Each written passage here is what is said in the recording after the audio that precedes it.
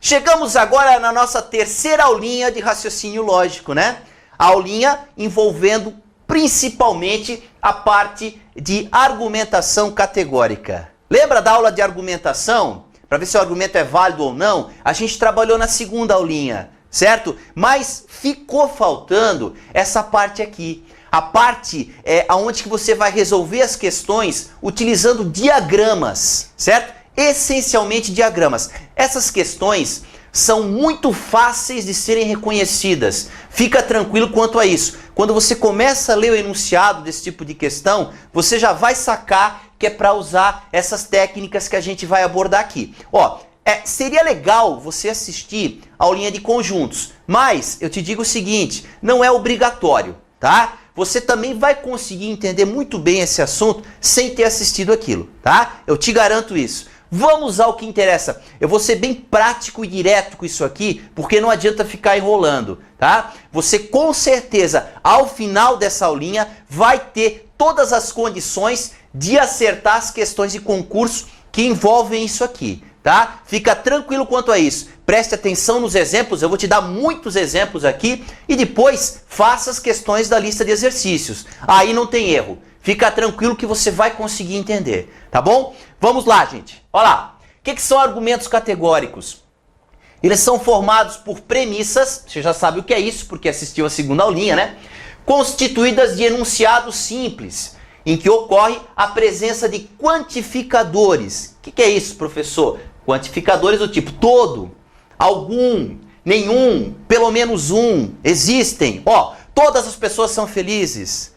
Todos os professores são bonitos, viu? Então, coisas desse tipo, entende? Então, são enunciados simples, tá? Ó, para a resolução de questões envolvendo argumentos categóricos, vamos fazer uso dos diagramas lógicos. Nós vamos resolver essas questões por meio de diagramas, certo? Você vai entender muito bem o que é isso. Fica tranquilo. Ó, e questões também, depois, algumas questões que envolvem os conectivos, principalmente o condicional se e então, nós também vamos resolver por meio de diagramas. Nós vamos expandir esses conceitos ainda, tá? Agora, fica tranquilo que eu vou te mostrar tudo bonitinho, passo a passo, tá? Vamos começar então.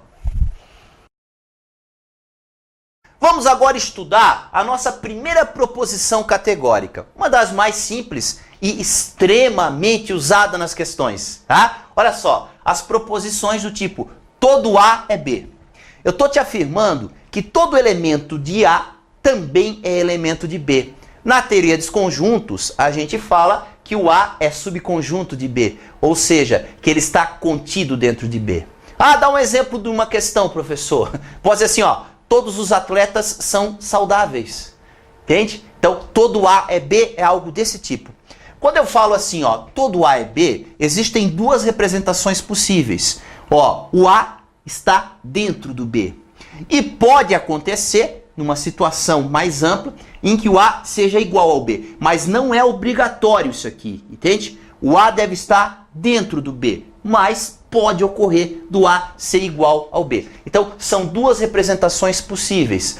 As questões que falem ou que façam colocações a respeito disso, para que essa questão seja classificada como verdadeira, para que um argumento seja válido, né? Fazendo análise de todo A é B, ele deve dar certo para essas duas situações possíveis, entende? Se não der certo para as duas, aí não vai ser válido o argumento, né? Então, veja comigo. Nós vamos fazer exemplos aonde que você vai entender do que eu estou falando, tá? Agora, em geral, todo A é B, a gente representa dessa primeira forma. Em geral, ela é suficiente para resolver as questões, tá? Em geral. Beleza? Então, vamos lá já para um exemplo para você entender do que eu estou falando. Com a lista de exercícios depois que você vai ter embaixo e com os outros exemplos que eu vou mostrar, nossa, não vai ficar dúvida, fique tranquilo, você vai entender. Isso aqui é fácil, tá? Acredite, é fácil. Parece complicado olhando agora, mas não é, é fácil. Vamos lá.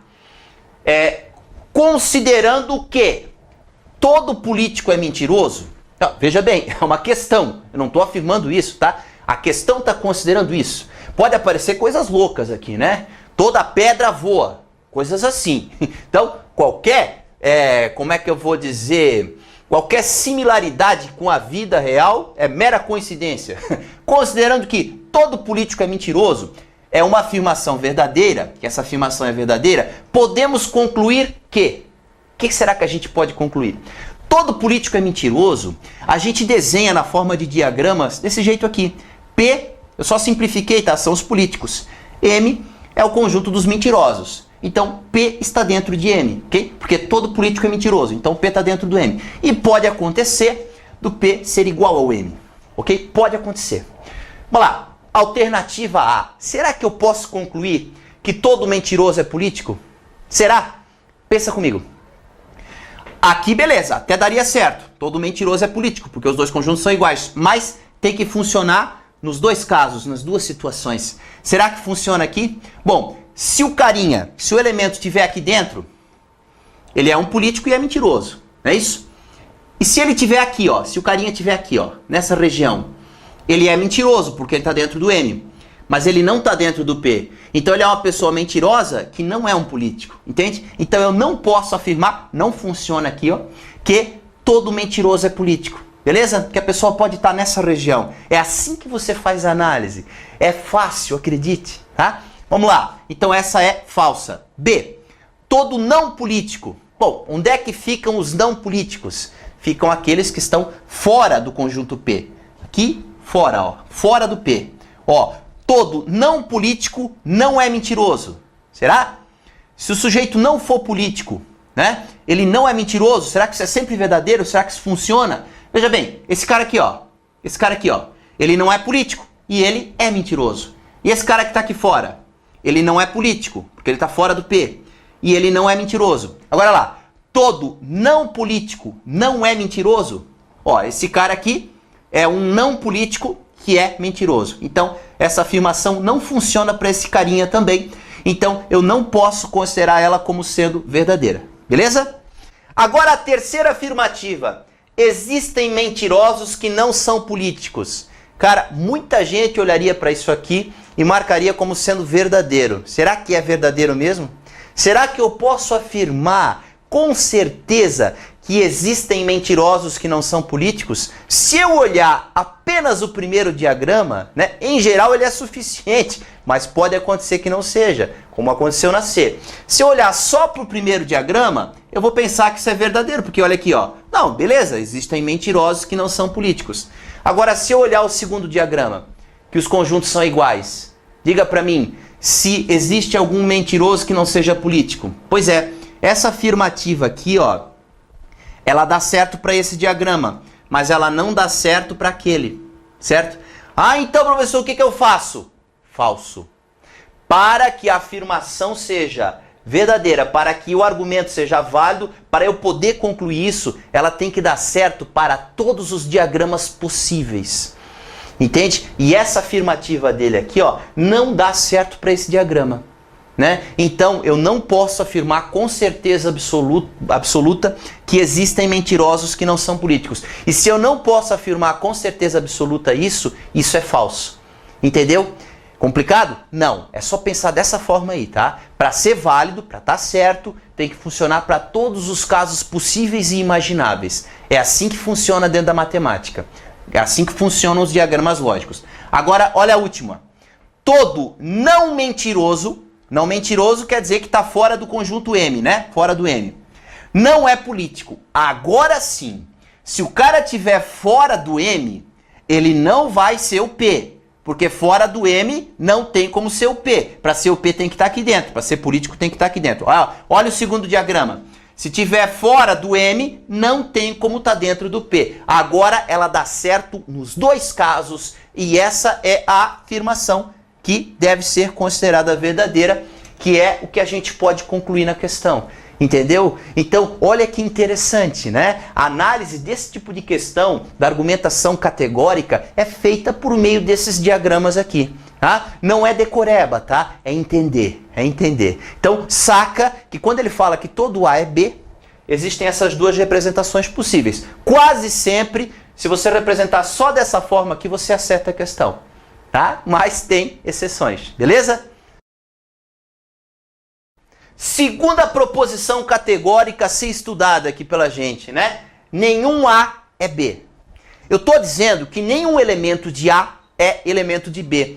Na teoria de conjuntos, a gente aprende que esses conjuntos são chamados de disjuntos, ou seja, eles não têm intersecção, a intersecção deles é conjunto vazio. Eles não têm nenhuma parte onde eles se cruzam, onde eles, têm uma região em comum. Então, só existe essa representação possível para nenhum A é B, ok? Então, olha só, você vai representar o conjunto A e o conjunto B, dessa forma aqui. Com isso, você vai conseguir fazer a análise da situação correta na questão. Veja bem, já tem um exemplo aqui para a gente poder analisar, tá? Ó, considerando que nenhum bandido é feliz é uma afirmação verdadeira, que essa afirmação é verdadeira, que nenhum bandido é feliz, podemos concluir que, tá aqui o conjunto dos bandidos, aqui o conjunto das pessoas felizes. E ele usou o quantificador nenhum. Então, um fica fora do outro, certo? Eles não têm região em comum. Vamos lá. Todo infeliz. Infeliz entendemos como sendo uma pessoa que não é feliz. Ou seja, alguém que está fora do conjunto F. Então, todo infeliz é bandido? Peraí. Se está fora do conjunto F, pode estar dentro do B. Então, uma pessoa infeliz pode ser um bandido. Mas será que toda pessoa infeliz é bandida? Não. Olha aqui, ó. Aqui temos uma pessoa infeliz, que não é feliz no caso, mas que não é bandido. Então isso aqui está furado, está errado. A não é a certa, Então, não é isso que a gente pode concluir. Todo não bandido, o que é um não bandido? O cara que está fora do conjunto B, que não é bandido, Eu representei por B, mas o certo era escrever bandido. Aqui, feliz, certo? Todo não bandido não é feliz. Peraí. Não bandido que está fora. Pegar, esse cara é um não bandido e ele é feliz. Então eu não posso afirmar que todo não bandido não é feliz. Não, existem não bandidos que são felizes, certo? E existem os que não são, se o cara estiver aqui fora. Mas eu não posso dizer que todo não bandido não é feliz. Tá errado, viu? Tá, todo não bandido é feliz, a mesma coisa, Todo não bandido é feliz. Não, e se o cara estiver aqui fora? Ele não é bandido, não é feliz. Então, também está errado. Todo feliz, todas as pessoas felizes, ou seja, que estão aqui dentro do F, para ser feliz tem que estar aqui dentro, não é bandido. Pá, se está aqui dentro, não tem como estar aqui. Aí eu concordo. Todo feliz não é bandido. Essa é a afirmativa verdadeira. É isso que eu posso concluir a respeito dessas afirmações aqui. Esse seria o item correto. Beleza? Agora a nossa terceira proposição categórica. Algum A é B. Lembra que poderiam haver sinônimos para essa expressão. Como, por exemplo, pelo menos um elemento de A é elemento de B. Existem elementos de A que também são elementos de B. Coisas desse tipo, entende? Então, que tiver esse significado de algum A é B, Então você pode entender dessa forma. Beleza? Ó, algum A é B. O que eu estou querendo dizer? Eu estou dizendo que algum elemento de A, existem elementos de A que também são elementos de B. É isso que eu estou falando, certo? Então, existem 4 representações possíveis para isso. A clássica, essa aqui, quando ele fala algum A é B, essa é a representação que você deve usar. Eu digo para você o seguinte, nas questões de concurso, pelo menos as que eu vi até hoje, essa representação aqui, ela sempre foi suficiente para resolver a questão que fala que algum A é B. Mas, existem outras 3 representações possíveis para algum A é B. Pode ocorrer isso aqui, ó. Porque, pensa comigo, o A é o conjunto maior. Aí o B está aqui dentro. Então, alguns elementos de A são de B. Então, essa é uma representação possível para essa situação. Tá? Como eu falei, numa questão de concurso, você deve desenhar dessa forma aqui. Certo? Mas poderia ocorrer a representação dessa forma. Pode acontecer também assim, ó. Ah, professor, mas como isso? Aqui todos os elementos de A são de B. Então, mas quando ele fala que algum A é B, você tem que considerar que todos os A podem ser B também. Algum não exclui o todo, entende? Algumas pessoas são bonitas, eu posso dizer isso. Mas pode ocorrer de todas serem bonitas. Isso não anula o que eu falei inicialmente, entende? Isso não nega o que eu falei inicialmente, ok? Então tá. Mas Como eu falei, eu nunca vi uma questão que você utilizasse essa representação ou essa. É sempre essa aqui, para esse tipo de quantificador aqui, tá? E também pode acontecer do A ser igual ao B. Se o A for igual ao B, eu posso dizer que algum A é B. Todos os elementos de A são de B, né? Nesse caso aqui. Aqui também. Mas é uma representação possível. Como eu falei, fique tranquilo que nas questões de concurso, a representação que com certeza vai resolver o teu problema e vai ser suficiente para você conseguir analisar é essa aqui, tá? Fica sossegado quanto a isso. Vamos ver então um exemplozinho para você entender o que eu estou falando? Olha só. Considerando que alguns educadores são poetas. Ai, que bonito, né, gente? Eu sou um educador, tá? Pelo menos eu tento ser.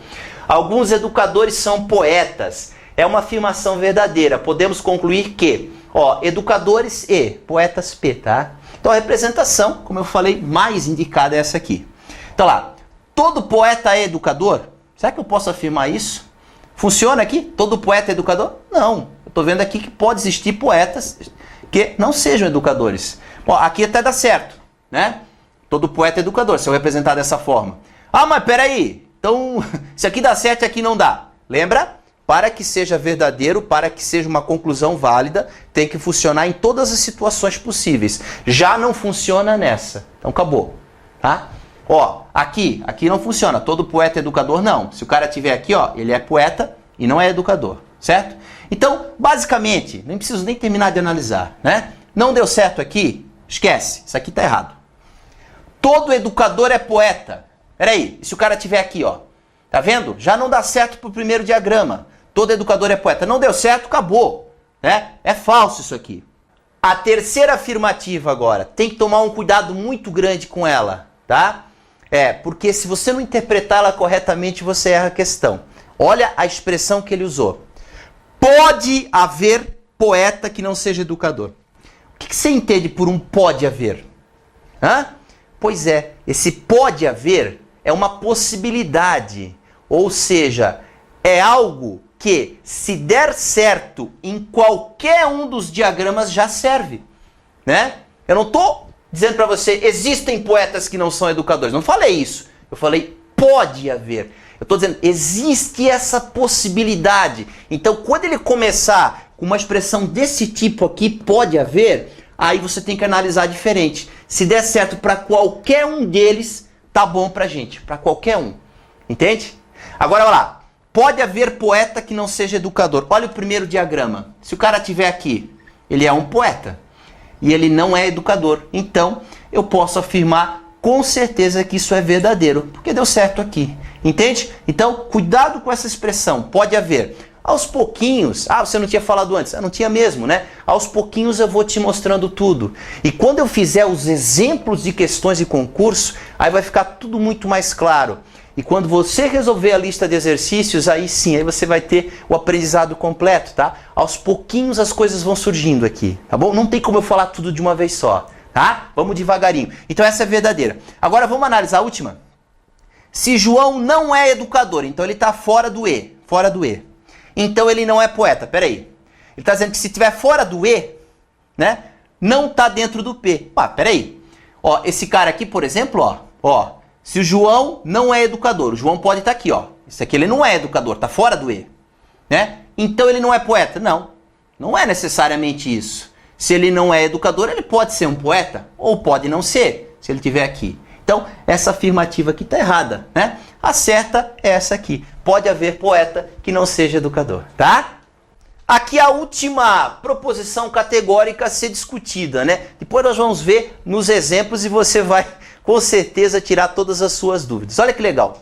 Algum A não é B. Pode aparecer sinônimos para essa frase, né? Existem elementos de A que não são elementos de B, por exemplo, né? Então tá, algum A não é B. Eu estou te falando que tem os elementos de A, alguns, não todos necessariamente, que alguns elementos de A não são elementos de B. Então essa é uma representação possível para isso. E a mais indicada, também a mais usada. Tá? Mas também essa representação pode ser útil, pode ser necessária para resolver a questão. Porque, veja bem, o B dentro do A, né? Veja bem, algum A não é B. Eu estou falando que tem elementos de A que não são de B. De fato, tem elementos de A aqui, que não são de B. Então essa representação também é uma representação possível. E aqui também, ó, pensa comigo, existem elementos de A que não são de B? Claro que sim. Ah, professor, mas nenhum elemento de A é elemento de B, beleza? Mas isso aqui não anula essa afirmação, ó. Veja bem, alguns elementos de A, alguns não são elementos de B. Essa representação não anula isso ali que está escrito, beleza? Agora, como eu falei, para esse tipo de afirmação, também o mais comum, o mais indicado, né, e aquilo que vai resolver as questões, a enorme maioria delas, é a primeira representação, tá? Agora vamos lá. Vamos fazer alguma análise aqui, né? Uma questãozinha que eu preparei para a gente poder começar a entender isso aqui, né? Considerando que alguns médicos não são ricos. Então tem o conjunto dos ricos e o conjunto dos médicos, né? Essa afirmação é uma afirmação verdadeira? Alguns médicos não são ricos? Podemos concluir que. Então eu fiz os 3 diagramas possíveis, como eu mostrei antes. Os médicos e os ricos. Ó, MR, MR. Então, alguns médicos não são ricos. Perfeito? Todo rico não é médico? Peraí. Todo rico não é médico. Bom, esse é um cara rico que não é médico. Mas será que todo rico não é médico? E se o cara estiver aqui? Aí ele vai ser um rico que é médico. Então, esse diagrama já serve para anular essa afirmativa, certo? Então, tá errado. B. Todos que não são médicos, quem é que são os caras que não são médicos? Que estão fora do conjunto M. Fora. Todos que não são médicos não são ricos. Peraí. Esse aqui é um cara que não é médico, né? Mas que é rico. Então, eu não posso afirmar que todos os que não são médicos também não são ricos. Tá errado? Vê que o primeiro diagrama já foi suficiente para tornar falso a alternativa B, né? Pode haver rico que seja médico. Olha aqui, ó, cuidado, hein? Pode haver. Pode haver significa o quê? Que se der certo para qualquer um dos 3 diagramas, tá bom pra gente. Pode haver, é uma possibilidade. Então, se funcionar para qualquer um dos 3, ok, né? Pode haver rico que seja médico. Perfeito, se o cara estiver aqui. Pode haver um rico que seja médico. Ok, sem problema nenhum. Então a C é a alternativa correta. Vamos fazer a análise da D. Aqui tá, né, D, ó. Vamos fazer a análise da D. Se João não é rico, então ele está fora do R. Fora do R. Se João não é rico, então ele não é médico. Peraí. Se ele está fora do R, então ele não é médico? Não. Aqui, ó. Aqui tem um carinha que não é rico, né? Que não é rico, mas que é médico. Então, se João não é rico, então ele não é médico, é errado, né? Aqui, ó, né? Então tem um cara aqui que não é rico, que é médico. Então, anula a alternativa D. Então, a certa é a C mesmo, né?